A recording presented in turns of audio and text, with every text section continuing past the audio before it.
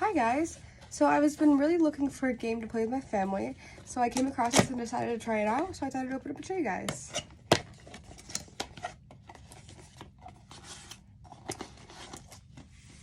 Here is the game ball. It also comes with its rechargeable cord. And it also comes with a bunch of stickers to play with, add to yourself or the ball, anything like that. Just super fun. So this ball can be played many different ways. It hovers above the hand. You could throw it back and it comes back. You can just play toss to each other. You can even play it by yourself. This is a super fun ball to play with. It'll definitely create some family bonding, or when your kids need something to do to occupy them, this would be a great toy to use. It's super durable.